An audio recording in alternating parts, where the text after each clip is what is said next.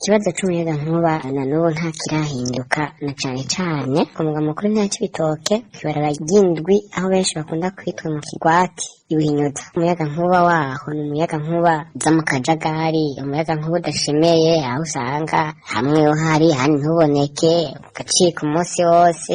Rero turasaba dutakamba kugira ngo badufashe gutorera umuti ikibazo c'umuyagankuba aha muri Buhinyuza, kuko ugiye kuraba amakonti ya Regideso kuri afise ikibazo aho bishobora gucika bigacikira rimwe bikaza mu kajagari bigaturira ibintu. Nukuri aho umuntu ashobora kumara iyinga rirenga atatara ryatse kandi konti amayinite yuzuye, ibintu mva ko biteye ubwoba. Rero badufashe kabisa muri Regideso batunganye ibintu vyabo, ahantu iyo hatabona wumva umutekano ushamuke, ivyo umuntu aba akeneye gukora akoresheje umuyagankuba ntibiheze ngo bikunde. Rya terambere batubwira ntishoboka ata muyagankuba rero.